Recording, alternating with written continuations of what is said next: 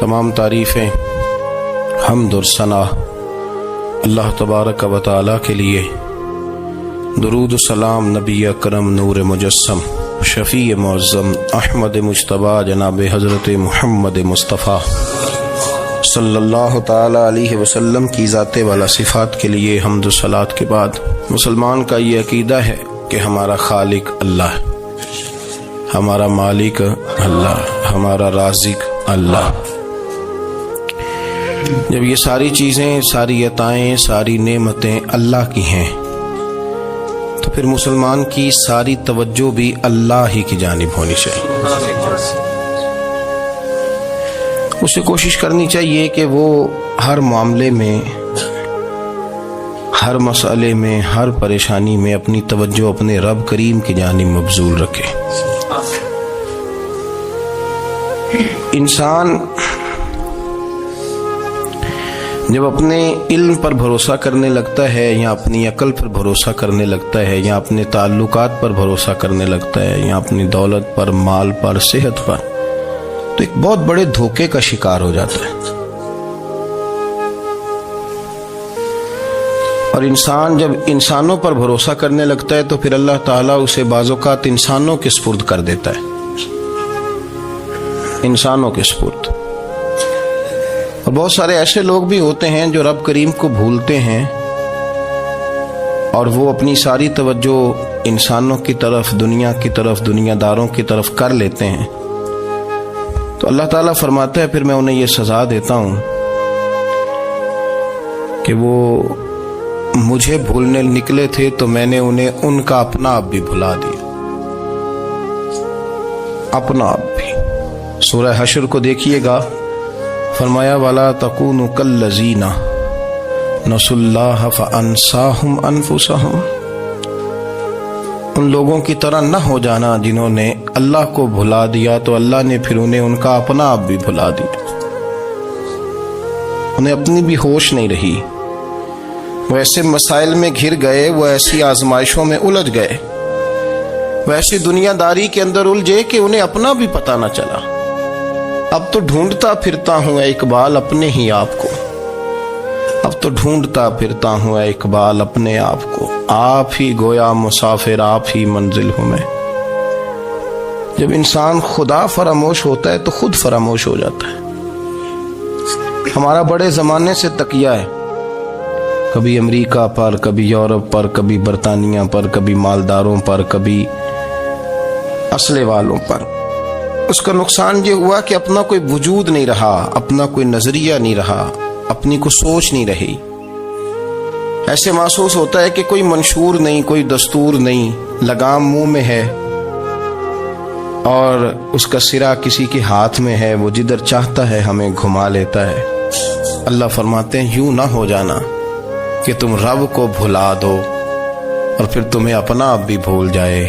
اولئک ھم الفاسقون، فرمایا یہ وہ لوگ ہیں جو نافرمان ہیں اللہ کے، یہ نافرمان ہے۔ جب یہ نظریہ بن گیا، جب یہ ذہن بن گیا کہ پیدا اللہ نے کیا ہے، دینا اللہ نے ہے، عطا کرنے والا اللہ ہے، نوازنے والا اللہ ہے، تو پھر ساری توجہ دنیا داروں کی طرف رکھنا، میں اللہ والوں کی طرف توجہ رکھنے کا قائل ہوں، میں وہ سمجھتا ہوں، ہم اس چیز کے قائل ہیں، لیکن وہ بھی کوئی آستانہ ہے کہ جہاں حق مرشد کا نعرہ تو بڑا لگے پر رب کا نام ہی نہ سننے کو ملے۔ یہ بھی کوئی بات ہوئی کہ جہاں یہ تو نعرہ زور سے لگے کہ جیوے جیوے مرشد جیوے، لیکن استغفار کا درس ہی نہ ملے۔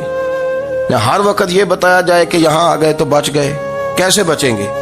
میرے رسول پاک علیہ السلام کا دروازہ سب سے بڑا دروازہ ہے، حضور کا دروازہ سب سے بڑا دروازہ ہے، لیکن میرے دوستو یاد رکھنا، نبی پاک علیہ السلام نے بھی لوگوں کو جب رستہ دکھایا ہے تو رب کریم کا رستہ دکھایا ہے، اللہ کا رستہ دکھایا، اللہ کریم کا رستہ دکھایا، لوگوں رب کی طرف توجہ کرائی۔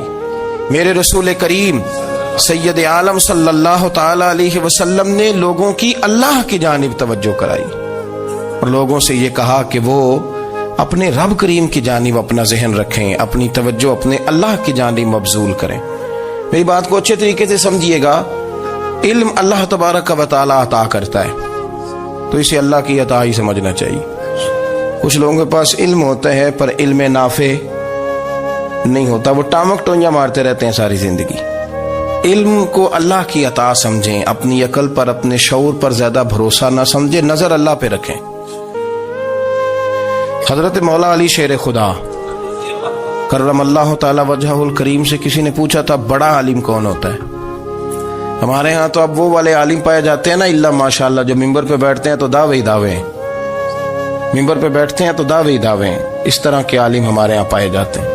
وہ ہر بات میں دعویٰ کرتے ہیں, میں یہ کر دوں گا, میں وہ کر دوں گا. یہ مزاج علماء کا نہیں. حضرت علی المرتضیٰ سے کسی نے پوچھا بڑا عالم کون ہوتا ہے؟ فرمایا بڑا عالم وہ ہوتا ہے کہ جسے مسئلے کا پتہ نہ ہو تو وہ کہہ دے مجھے نہیں پتا, میں پتہ کر کے بتاؤں گا, غلط بات بیان نہ کرے. امام مالک سے کسی نے کوئی مسئلہ پوچھا تو آپ فرمانے لگے مجھے اس سوال کا جواب نہیں آتا. ہمارے بزرگ سمجھاتے کیا ہے؟ وہ کہنے لگا آپ اتنے بڑے امام ہیں تو اس سوال کا جواب نہیں آتا. آپ فرمانے لگے اگر مجھے ہر سوال کا جواب آتا پھر تو میں خدا ہوتا. مجھے ہر سوال کا جواب نہیں آتا, مجھے تو اتنا آتا ہے جتنا میرے رب نے مجھے عطا کر دیا ہے. اپنی نظر اللہ پہ رکھیں, نکل آئیں اس معمے سے باہر کہ میں کوئی بلا ہوں, مجھے بڑا پتا ہے, میرے پاس 6 ڈگریاں ہیں, مجھے 10 جگہ پہ تدریس کا شغف حاصل ہے. اس سے نکلیں باہر. قرآن مجید دیکھیے گا, اللہ تعالیٰ نے ارادہ قدرت فرمایا کہ میں حضرت آدم کو بناؤں گا. پھر بنانے کے بعد فرمایا فرشتوں سجدہ کرو آدم کو. سب نے سجدہ کیا الا ابلیس ابا واستکبر وکان من الکافرین. سب نے سجدہ کیا سوائے ابلیس کے, اس نے انکار بھی کیا, تکبر بھی کیا اور کافروں میں سے ہو گیا. تو یہ جب اللہ تعالیٰ نے سجدہ کرایا تو کیسے کرایا؟ اللہ تبارک و تعالیٰ نے نا حضرت آدم کو علم سکھایا خود. وعلم آدم الاسماء کلہا. خود اللہ فرماتے ہیں کہ میں نے جناب آدم علیہ السلام کو تمام اشیاء کے نام سکھائے, سب اشیاء کے نام سکھائے. تو وہ چیزیں پھر میں نے نا, اللہ فرماتے ہیں میں نے